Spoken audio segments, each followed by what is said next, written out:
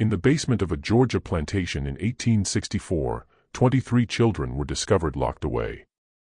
Each one bore the same distinctive features: high cheekbones, pale green eyes, and auburn hair streaked with gold. When Union soldiers forced open the iron doors of Thornhill Estate in Burke County, they found these children huddled together in the darkness, some as young as 4, others approaching adolescence. What the eldest, a girl of 13, told the officers made veteran soldiers physically ill. "Mistress says we are her legacy. We cannot leave because we are her blood." Only once in a letter marked confidential, buried in regimental archives for over a century, does the military record from the 34th Massachusetts Infantry mention the incident. Thornhill Estate is omitted entirely from local histories of Burke County, as if the plantation and its mistress never existed. But they did exist. And what Catherine Thornhill created in those 16 years between her husband's death and the arrival of federal troops stands as one of the most disturbing chapters in American history. It was a systematic breeding program designed to create generations of enslaved people who could never escape their bondage because they were genetically tied to their owner. Before we continue with the story of Catherine Thornhill and the nightmare she built in rural Georgia, I need you to do something. If you're hearing this story and it's making your skin crawl, hit that subscribe button right now. This channel dives deep into the darkest corners of American history, the stories they don't teach in schools, the secrets buried in courthouse basements and forgotten military records. And I want to know where you're listening from. Drop a comment telling me what state or city you're in. Are you close to Burke County, Georgia? Does your town have secrets like this buried in its past? Let's find out together. Now, let's go back to where it all began. To a cold February morning in 1847, when a young widow inherited a dying plantation and conceived a plan that would haunt Georgia for generations. The winter Catherine Danforth Thornhill buried her husband was the coldest Burke County had seen in 20 years. On 1,700 acres of red clay soil, 7 miles southwest of Waynesboro, the county seat, sat the Thornhill Estate. Burke County was cotton country in 1847, though not as prosperous as the Black Belt regions further west. The soil here was tired, overworked by decades of single-crop farming. Plantations that had flourished in the 1820s were struggling by the 1840s, squeezed between falling cotton prices and rising costs. Laborers had been drawn away by the Mexican War, and talk of territorial expansion divided communities along bitter lines. Thornhill Estate had once been among the more successful properties in the region. Catherine's late husband, Jonathan Thornhill, had inherited it from his father in 1838 with 42 enslaved workers, adequate equipment, and manageable debt. But Jonathan had been a poor manager and an enthusiastic gambler. By the time a winter fever claimed him in February 1847, the estate was mortgaged to the hilt. The fields were producing barely enough to feed the workers, and creditors were circling like buzzards. Catherine was 28 when she became a widow.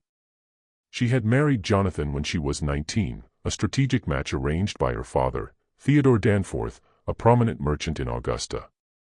The Danforths were old Georgia money, descended from settlers who had arrived in the 1730s.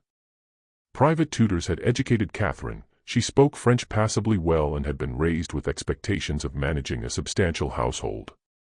What she had not expected was to inherit a failing plantation with crushing debts and a 16-year-old son who looked at her with something approaching hatred. Richard Thornhill was Jonathan's son from his first marriage. His mother had died giving birth to him in 1831, and Jonathan had remarried 5 years later. Richard had never warmed to Catherine, viewing her as an interloper who had replaced his real mother. He was a sullen, bookish boy who spent most of his time in the estate's small library, avoiding both his stepmother and the practical work of running a plantation. Catherine found him weak, impractical, and entirely too sentimental about the enslaved workers. He had once suggested they should be taught to read, an idea so dangerous that Catherine had forbidden him from speaking of it again. The declining fortunes of the plantation were reflected in the property itself. The main house was a 2-story structure of whitewashed brick with 6 columns across the front portico, built in 1805 in the Federal style. Paint peeled from the window frames, and the roof leaked in 3 places. The furniture inside was a mix of inherited pieces from Jonathan's family and cheaper replacements purchased when the good pieces had been sold to pay gambling debts. Behind the main house stood the kitchen building, the smokehouse, the dairy, and the overseer's cottage, all in similar states of disrepair. Further back, beyond a line of live oaks draped with Spanish moss, were the quarters where the enslaved population lived. In 1847, 31 people remained on the property, 11 men, 13 women, and 7 children. 16 others had been sold off over the previous 3 years to satisfy Jonathan's creditors. Those who remained knew that more sales were coming. Over the quarters, fear hung like fog over the Savannah River. Catherine spent the first month after Jonathan's death in a kind of controlled fury. She met with the estate's lawyer, Ambrose Talbot, who laid out her options in blunt terms: sell the property and the remaining workers to settle the debts and perhaps have enough left over to live modestly in Augusta under her father's roof, or find some way to make the plantation profitable again, which Talbot considered unlikely given the state of the cotton market and the estate's depleted resources. Neither option was acceptable to Catherine. Returning to Augusta would mean admitting failure, living as a dependent spinster in her father's house, forever marked as the widow who couldn't hold on to her inheritance. But she also recognized that traditional plantation management wouldn't save Thornhill Estate. The land was worn out. The equipment was old. The remaining enslaved workers were insufficient in number to work the cotton fields profitably, and she had no money to purchase more. It was during one of these sleepless nights, poring over the estate's account books by candlelight, that Catherine conceived her plan. The idea came to her with the cold logic of desperation. If she couldn't afford to purchase workers, she would breed them, but not in the haphazard way most plantations did it, offering minor incentives for couples to have children and waiting 15 years for those children to become productive laborers. No, Catherine envisioned something far more systematic, more controlled. She would create a population of workers who were biologically tied to the estate, who could never be sold because they were her own descendants, who would have an instinctive loyalty to the plantation because it was literally in their blood. The plan was monstrous. But to Catherine, it was also elegant. She was still young enough to bear children. She would select the strongest, healthiest men among the enslaved population and conceive children with them. These children would be raised knowing their parentage, would be given slightly better treatment than the others to ensure their loyalty, and when they reached maturity, would be paired with enslaved women to produce the next generation. Within 20 years, Catherine calculated she could have a workforce of 50 or more, all bound to Thornhill Estate by ties that went deeper than legal ownership. She began keeping a journal to work out the details. This was no diary of personal feelings. Catherine was far too practical for that. Instead, she created what she called her cultivation records, filled with calculations, observations, and plans. She wrote in a simple substitution cipher, replacing key words with innocuous agricultural terms. Children became seedlings. The men she selected became rootstock. Pregnancies were plantings. The journal's pages were covered with diagrams that looked like breeding charts for livestock, because that was essentially what they were. Catherine's first selection was a man named Isaac, 24 years old, born on the plantation and known for his physical strength and steady temperament. She summoned him to the main house on a March evening in 1847 after the other workers had retired to the quarters. What happened that night was recorded in Catherine's journal only as *first planting completed with rootstock 1. Weather clear and mild, *. 3 weeks later, she summoned him again, and then twice more before the month ended. By April, Catherine was confident she was pregnant. She recorded this in her journal with the same emotional detachment she might note the planting of cotton, * initial cultivation successful. Anticipate harvest in December, *. Richard Thornhill first suspected something was wrong with his stepmother in late May of 1847. He noticed she had stopped taking her morning rides around the property, claiming the heat bothered her, even though the Georgia summer had barely begun. She took her meals in her room more frequently and had dismissed the house servant who usually attended her, preferring to manage her own affairs. For a woman as concerned with appearances as Catherine, this withdrawal was unusual. But it was a conversation Richard overheard in early June that truly alarmed him. He had been in the library, hidden behind one of the tall bookcases, when Catherine met with Miriam Grayson in the adjacent parlor. Mrs. Grayson was the local midwife, a sharp-featured woman of 50 who attended births for both white and enslaved families throughout Burke County. Richard knew her slightly. She had a reputation as a skilled practitioner, but also as someone who asked few questions and kept confidences. Absolutely. You're certain of your condition, Mrs. Thornhill? Mrs. Grayson asked in her clipped professional tone. Quite certain, Catherine replied. I should think sometime in early December. And Mr. Thornhill passed in February, you said. There was a pause. Richard pressed himself against the bookcase, hardly breathing. My late husband and I were intimate in January, Catherine said evenly. Shortly before his final illness. Of course. Mrs. Grayson's voice carried a note of something, not quite disbelief, but a careful neutrality. I'll need to examine you properly, and we should discuss the arrangements for the delivery. Will you want me here at the house? I will. And I'll need your discretion, Miriam. Absolutely. You have it, as always. Richard waited until both women had left the room before emerging from his hiding place. His hands were shaking. The mathematics didn't work. His father had been bedridden for the entire month of January, barely conscious most days, racked with fever and chills. Richard had sat with him many nights. There had been no possibility of intimate relations between his father and Catherine, which meant the child Catherine was carrying had been conceived after Jonathan's death in March or April, with someone else. The implications made Richard sick to his stomach. If word got out that Catherine had conceived a child out of wedlock, the scandal would destroy what little remained of the family's reputation. Creditors would move immediately to seize the property. The Danforth family in Augusta would disown her. But beyond the practical consequences, Richard was appalled by the deception itself. Catherine intended to claim this child as his father's legitimate heir, to lie to everyone, to build her future on a foundation of fraud. He considered his options. He could confront Catherine directly, but he was only 16, and she held all legal authority over the estate. He could go to lawyer Talbot in Waynesboro. But without proof, it would be his word against Catherine's, and as a minor, his testimony would carry little weight. He could write to his grandfather Danforth in Augusta. But Catherine read all outgoing mail from the estate.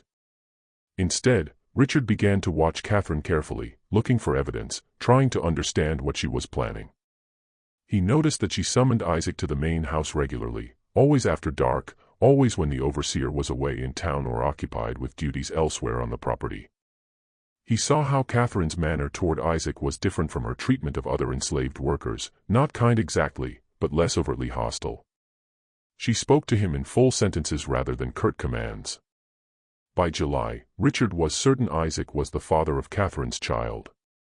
The realization filled him with horror, not just at the violation of social and legal boundaries, but at what it revealed about Catherine's character. She had coldly, deliberately chosen to conceive a child with an enslaved man, to claim that child as her late husband's, and to maintain this lie indefinitely. What kind of woman was capable of such calculated deception? He found part of the answer in early August during one of Catherine's rare trips to Waynesboro. Richard had been searching for legal documents related to the estate. He had vague thoughts of finding something that might give him leverage over Catherine when he discovered a leather-bound journal hidden in a locked drawer of Catherine's writing desk. The lock was simple enough for a determined 16-year-old to pick. The journal was written in cipher, but Richard had always been good with puzzles. It took him 3 days, working in secret whenever Catherine was out of the house, to crack the basic substitution pattern. What he read made his blood run cold. Catherine wasn't just having an affair with Isaac. She was implementing a deliberate breeding program. The journal laid it out in chilling detail, her plan to conceive multiple children with selected enslaved men, to raise those children as part of the plantation workforce, and eventually to breed those children with each other and with other enslaved people to create an ever-expanding population of workers who would be genetically tied to Thornhill Estate and to Catherine herself. There were charts, calculations of expected births over 5-year periods, notes on which men displayed desirable physical characteristics, speculation about whether traits like strength, intelligence, and temperament were heritable. It read like something from a livestock breeder's manual, except the livestock were human beings. Richard copied several pages of the journal, translating the cipher into plain English, his hand shaking so badly he could barely hold the pen. This was evidence. This was proof of Catherine's depravity. He could take this to the authorities. He could expose her. But that night at dinner, Catherine looked at him with those cold green eyes and said casually, "Richard, have you been in my study recently? Some of my papers seem to have been disturbed." "No, ma'am," Richard lied, his throat tight. "I keep certain documents locked away for good reason," Catherine continued, cutting her meat with precise strokes. "If I ever found that someone had violated my privacy, broken my trust in such a fundamental way, I'm afraid I would have to take serious action. Do you understand?" "Yes, ma'am." "Good. Because family loyalty is everything, Richard. Everything. Without it, we're simply animals tearing at each other." She smiled, but it didn't reach her eyes. "I know you loved your father very much. I would hate for his memory to be tarnished by scandal, especially scandal that might emerge from within his own household." The threat was clear. If Richard tried to expose Catherine, she would find a way to turn it back on him, to paint him as a disturbed, resentful stepson inventing lies about a grieving widow. Who would people believe? A respected plantation mistress from a prominent family, or an awkward teenage boy with known resentment toward his stepmother? Richard returned to his room that night and burned the pages he had copied, but he kept watching Catherine. And he began to feel increasingly unwell. It started with fatigue. By September, Richard found himself exhausted by mid-afternoon, unable to focus on his books. His appetite diminished. He developed frequent headaches that made it difficult to think clearly. By October, he was experiencing muscle weakness and occasional stomach pains. Catherine showed great concern. She insisted Richard stay in bed. She prepared his meals herself, bringing him bowls of soup and plates of soft foods. She summoned Mrs. Grayson to examine him.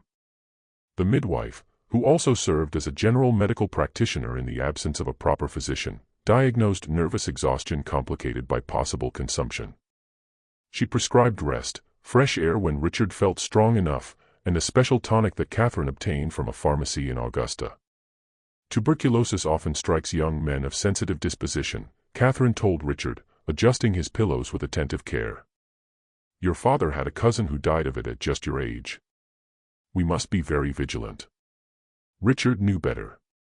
He had read about arsenic poisoning during his hours in the library. He recognized the symptoms in himself: the fatigue, the digestive troubles, the muscle weakness. Catherine was slowly killing him, disguising murder as disease, eliminating the one person who knew her secret and posed a threat to her plans. But he was too weak to fight back, too isolated to get help. The house servants followed Catherine's orders absolutely. The overseer rarely came to the main house. Richard's room was on the second floor, and by November, he barely had the strength to get out of bed, let alone escape the property and reach Waynesboro. He made one final attempt to expose Catherine in late November, writing a letter to his grandfather, Danforth, in Augusta. It took him 3 days to compose it, working for a few minutes at a time before exhaustion overwhelmed him. He described Catherine's breeding program, her journal, the poisoning. He sealed the letter and gave it to one of the younger house servants, a girl named Pearl, begging her to post it in Waynesboro without telling Catherine. Pearl took the letter, but she also told Catherine, terrified of what would happen if the mistress discovered she'd been keeping secrets. Catherine read the letter expressionlessly, then burned it in the fireplace in front of Richard. "You're very ill, darling," she said softly, almost tenderly. "The fever is affecting your mind. You're imagining things that aren't real. It's a mercy, really, that you won't have to suffer much longer." Richard Thornhill died on December 3, 1847, 3 weeks before his 17th birthday. Dr. Samuel Pritchard from Waynesboro, summoned to record the death, noted consumption as the cause and remarked that the young man had wasted away with tragic speed. Catherine wept decorously at the funeral. She wore black for a full year. For days after Richard's burial, Catherine gave birth to a healthy son. She named him Jonathan after her late husband and claimed he had been born slightly premature, which explained any questions about timing. Few people in Burke County thought to count backwards from the birth to Catherine's widowhood. Those who did kept their speculations to themselves. It was not the kind of thing one discussed openly. The years between 1848 and 1856 transformed Thornhill Estate in ways that seemed almost miraculous to outside observers.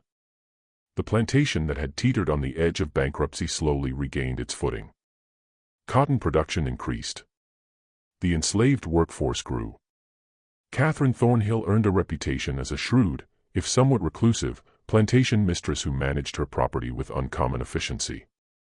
But that efficiency came at a terrible cost that no outsider ever saw. Catherine gave birth 4 more times between 1848 and 1853, daughters named Eleanor, Abigail, and Margaret, and another son she called Samuel. Each birth was attended only by Miriam Grayson, who by now was deeply complicit in Catherine's schemes. The midwife received generous payment for her services and her silence, regular fees that far exceeded her normal rates, plus a small cottage on the edge of the Thornhill property where she could live without paying rent. Mrs. Grayson's role extended far beyond delivering Catherine's children. She also performed a darker function, ensuring that enslaved women on the property only gave birth to children who fit Catherine's careful plans. When pregnancies occurred outside Catherine's controlled pairings, and they did, because human beings will form attachments and intimate relationships, even in the most oppressive circumstances, Mrs. Grayson provided abortifacients, plant-based compounds that induced miscarriages. She performed these procedures in a small room behind the overseer's cottage, away from the main house, away from witnesses. The women subjected to these forced abortions rarely spoke of them, even to each other. The trauma was profound, the grief unvoiceable in a system that already denied them autonomy over their own bodies. But whispers circulated through the quarters anyway. Stories of women who had been pregnant 1 week and bleeding the next, who were told they had simply lost the babies naturally, though everyone knew Mrs. Grayson had been involved. One woman named Ruth tried to resist. In the spring of 1851, she was 5 months pregnant when Catherine discovered that the father was not the man Catherine had designated for her, but instead a young field hand named Samuel, with whom Ruth had formed a genuine attachment. Catherine ordered Mrs. Grayson to terminate the pregnancy immediately. Ruth ran. She made it nearly 4 miles into the pine forest southwest of the plantation before the overseer's dogs tracked her down. She was dragged back to Thornhill Estate, held down by 2 men while Mrs. Grayson forcibly administered the abortifacient compounds. Ruth survived the ordeal physically, but something fundamental broke inside her. She worked mechanically after that, spoke rarely, and died 2 years later during a fever outbreak that swept through the quarters. She was 24 years old. But Ruth's tragedy was just one among many. By 1856, Catherine's program had produced 7 children of her own, all of whom were being raised in a peculiar liminal space. They were legally enslaved. Catherine had registered them as such in the county records, claiming them as children born to enslaved women on the property, which gave her legal ownership of them. But in practice they lived in the main house, wore decent clothes, ate better food than the other enslaved children, and received informal education from Catherine herself. Young Jonathan, the eldest, was 8 years old in 1856. He was a serious, quiet child who resembled Catherine strongly, the same green eyes, the same auburn hair, the same sharp features. He had no memory of his father, Isaac, who had been sold to a plantation in Alabama in 1849. Catherine had found Isaac's presence a complication once his purpose had been served. The money from his sale helped pay down some of the estate's remaining debts. The younger children knew nothing of their true parentage. Catherine told them they were fortunate orphans whom she had taken into her household out of Christian charity. She taught them to read and write, a dangerous illegality in Georgia, where teaching enslaved people literacy was prohibited by law. But Catherine was confident no one from the outside would ever enter her home and discover what she was teaching these children. She was grooming them, preparing them for the next phase of her plan.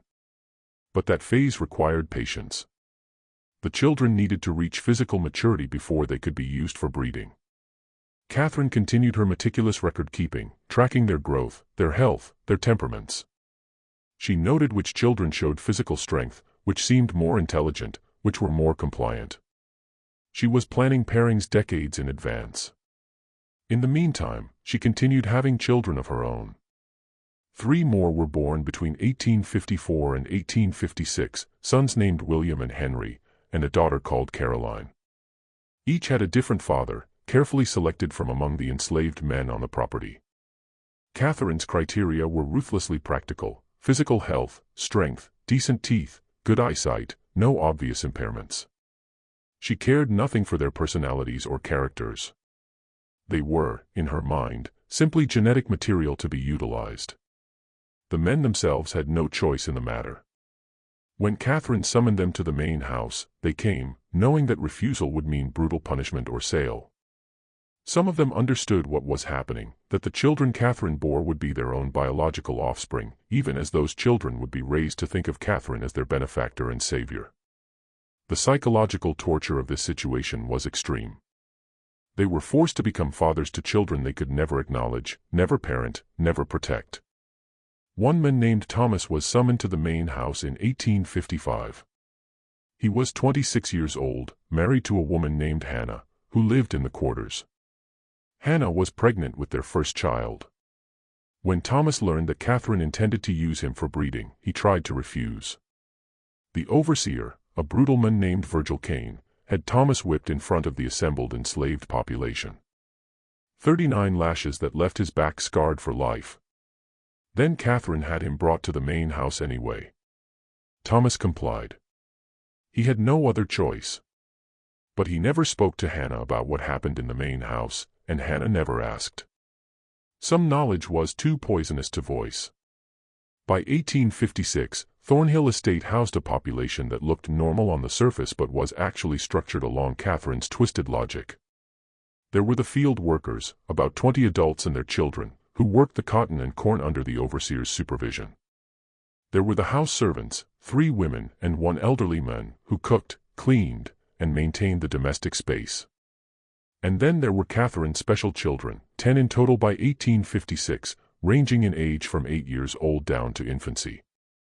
These children occupied a strange position in the plantation hierarchy. The other enslaved people resented them for their privileges but also pitted them for what they represented. Everyone in the quarters understood on some level what Catherine was doing. They didn't have language for eugenics or breeding programs, those terms would come later, but they recognized the pattern. They saw how Catherine kept detailed records of the children, how she measured them periodically, how she noted their development in her locked journal. And they waited with a kind of horrified anticipation for what would happen when these children grew up. Because everyone knew what Catherine intended. She had made it clear in subtle ways, in comments and instructions. These children were being raised to produce the next generation of workers. They were tools in Catherine's long-term plan to create a workforce that could never leave, could never be sold, because they were genetically bound to her and to Thornhill Estate. It was an abomination disguised as innovation. But in the isolated world of a rural Georgia plantation in the 1850s, with no outside oversight and absolute power concentrated in the hands of the property owner, Catherine was able to pursue her vision without interference. The only person who posed any potential threat was lawyer Talbert in Waynesboro, who handled the estate's legal affairs and thus had access to records that might raise questions. But Talbert was a practical man who valued profitable clients. And by 1856, Thornhill Estate was becoming profitable. The cotton yields were improving. The workforce was growing through Catherine's breeding program at no acquisition cost. Debts were being paid down. Talbert asked no uncomfortable questions because he benefited from Catherine's success. The isolation of the plantation helped maintain secrecy. Thornhill Estate was 7 miles from Waynesboro, connected by a rough road that was often impassable in winter. Neighbors were few. The nearest plantation was 3 miles away. Catherine rarely entertained visitors and discouraged social calls. When she did interact with other plantation families, usually at church on Sundays or at occasional gatherings in Waynesboro, she presented herself as a proper widow, managing her late husband's property with Christian virtue and practical wisdom. No one suspected the systematic horror occurring behind the whitewashed brick walls of the main house and in the quarters beyond the oak trees. And even if they had suspected, would they have cared? This was Georgia in the 1850s, a society built on the brutal exploitation of enslaved labor. Catherine's program was more systematic, more coldly calculated than most, but it was not fundamentally different in kind from what happened on thousands of other plantations across the South. That was perhaps the most disturbing aspect of the entire situation. Catherine's breeding program was monstrous, but it was also logical within the framework of a society that already treated human beings as property to be bought, sold, and bred at will. She had simply taken the underlying logic of slavery and followed it to one of its most horrifying conclusions. But systems built on such profound injustice contain the seeds of their own destruction. Change was coming to Georgia and the entire South, though in 1856, few people could imagine how soon or how violently it would arrive. The late 1850s brought increasing tensions to Burke County and all of Georgia. The question of slavery's expansion into new territories dominated national politics. The violence in Kansas Territory, where pro-slavery and anti-slavery settlers were literally killing each other, was discussed in anxious tones at the courthouse in Waynesboro. The presidential election of 1856, which put James Buchanan in office, did little to resolve the fundamental conflicts tearing the country apart. Catherine paid little attention to politics. Her focus remained fixed on Thornhill Estate and her long-term program. By 1859, her eldest children were approaching adolescence. Jonathan was 11, Eleanor was 10, Abigail was 9. They were still too young for the breeding phase of Catherine's plan, but she was already making preparations, already selecting which of the enslaved young women would be appropriate partners when the time came. It was during this period that Catherine constructed what she called the Heritage Room in a previously unused section of the mansion's east wing. She told the house servants it would be a storage space for family records and memorabilia. In reality, it was a shrine to her breeding program. The room was windowless, lit by oil lamps, with walls lined with shelves and a large table in the center. On the shelves, Catherine stored her coded journals, 3 leather-bound volumes by 1859, chronicling every birth, every pairing, every observation about the children's development. She also kept small glass vials, each labeled with a name and a date, containing locks of hair from each child. These samples were arranged in rows organized by generation and parentage, a physical archive of her genetic experiments. On the table, Catherine had drawn elaborate family trees in ink, showing not actual family relationships, but her planned pairings for future generations. Lines connected names with notations about anticipated outcomes: strong constitution, good teeth, intelligent, compliant temperament. It looked like breeding charts for show dogs or racehorses, except the names were human. Asterisk Abigail paired with Thomas's son, Jacob. Eleanor with Isaac's son, Marcus, to be born 1862. Margaret with Samuel's nephew, Peter. Asterisk Catherine spent hours in this room, planning decades into the future, imagining a Thornhill estate populated by 100 or more workers, all descended from her, all genetically and psychologically bound to the land. In her mind, she was creating something revolutionary, a plantation that would never face labor shortages, never require expensive purchases of new workers, never risk mass escapes because the enslaved population would have nowhere else to go. They were family in the most literal sense. The practical implementation of this vision required Catherine to exert even tighter control over the plantation's social structures.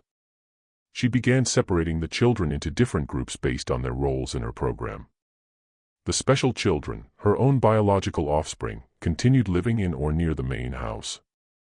The other enslaved children were kept at a distance, sleeping in the quarters, working in the fields as soon as they were old enough. But Catherine needed these other children, too. They were necessary for the genetic mixing she envisioned. So, she implemented a system of subtle manipulation, offering small privileges to families who cooperated with their pairings, threatening separation and sale to those who resisted. The psychological pressure was immense and constant. A woman named Violet, mother of 3, found herself in an impossible position. In 1860, Catherine had decided that Violet's eldest daughter, a girl of 14 named Sarah, should be paired with one of the older field hands, a man in his 30s named Elijah. Sarah was terrified. She was still a child, and Elijah was old enough to be her father. Violet begged Catherine to wait, to give Sarah more time. Catherine's response was cold. "You have 2 younger daughters, Violet. Would you prefer I sell them to settle this matter? Or will Sarah do her duty to this estate, and to you?" Sarah was paired with Elijah that autumn. She gave birth to a daughter 9 months later and died from complications of the delivery. She was 15 years old. Violet never recovered from the loss. She continued working mechanically, speaking to no one, and in 1862, she walked into the Savannah River and drowned herself. But tragedies like Sarah's and Violet's were invisible to outside observers. When visitors came to Thornhill Estate, which was rare, they saw a well-managed plantation with neat fields, a substantial house, and a workforce that appeared adequately fed and housed. The horror was carefully hidden, buried in the quarters, locked in the heritage room, encoded in Catherine's journals. Then came 1860, and everything changed. Abraham Lincoln was elected president. South Carolina seceded from the Union in December. Georgia followed in January 1861, with delegates at the Secession Convention in Milledgeville voting 208 to 89 to leave the United States and join the Confederate States of America. War came in April with the firing on Fort Sumter. Initially, many Georgians believed it would be a short conflict, a few months, perhaps a year, and the Confederacy would establish its independence. But the war dragged on through 1861, into 1862, through 1863. Young men from Burke County marched off to fight in Virginia and Tennessee. Some returned in coffins. Others didn't return at all. The war disrupted Catherine's plans in ways she hadn't anticipated. The overseer, Virgil Kane, enlisted in the Confederate Army in 1861 and was killed at Shiloh in April 1862. Finding a replacement was difficult. Most able-bodied white men were away at war. Catherine eventually hired an elderly man named Silas Kendrick, who was too old for military service. Kendrick was less brutal than Kane had been, but he was also less effective at maintaining discipline and control. The enslaved population at Thornhill Estate began to sense the shifting power dynamics. News filtered through the slave networks that connected plantations across Georgia, whispered reports of Union victories, rumors that Lincoln had issued a proclamation freeing enslaved people in Confederate territory, speculation about what would happen if the Yankees came south. Catherine tightened her control as best she could. She confined the enslaved population to the plantation, forbidding anyone from leaving, even to visit relatives on neighboring properties. She increased rations slightly to reduce the temptation to run away. And she accelerated her breeding program, pushing some of the children into pairings earlier than she had originally planned.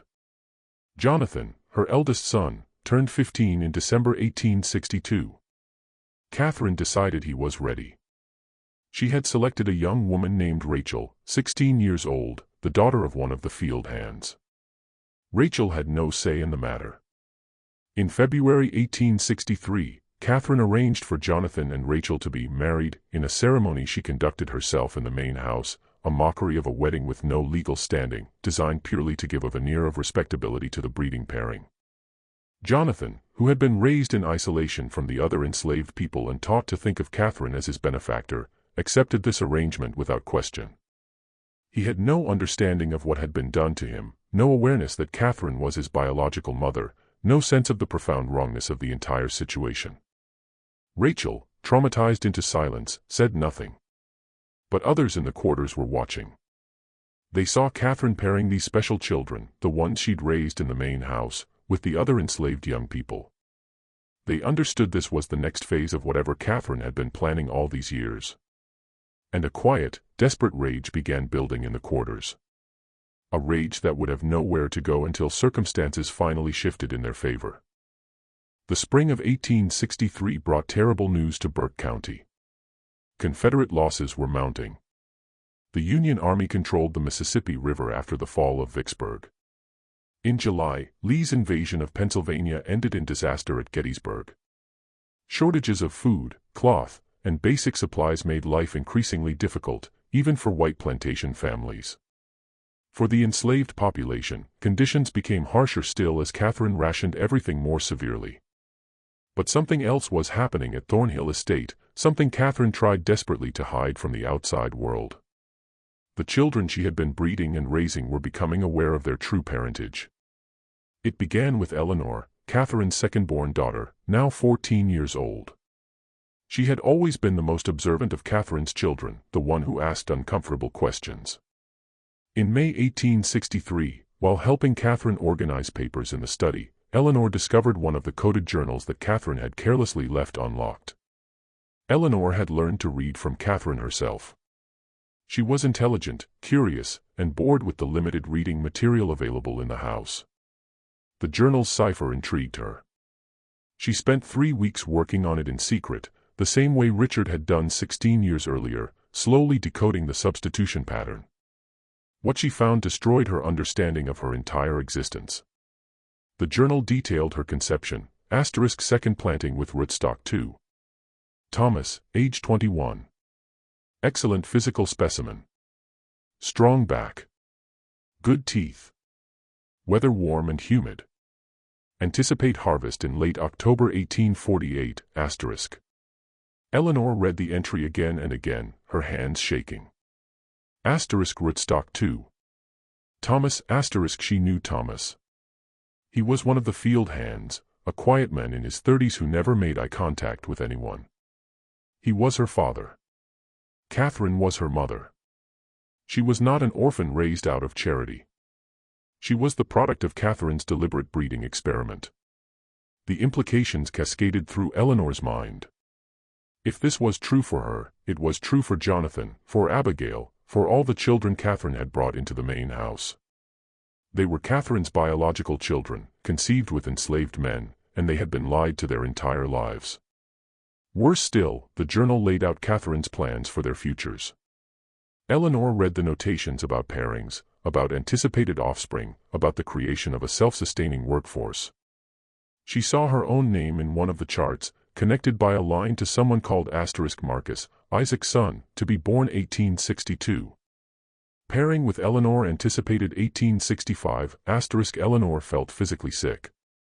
Catherine intended to pair her with a boy who hadn't even been born yet, to force her to have children who would be enslaved on this plantation forever, to turn her into another breeding tool in this nightmare system.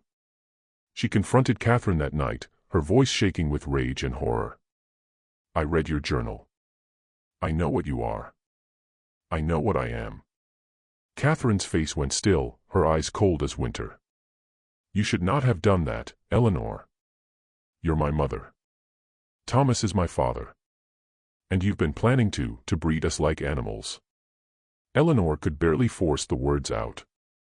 Sit.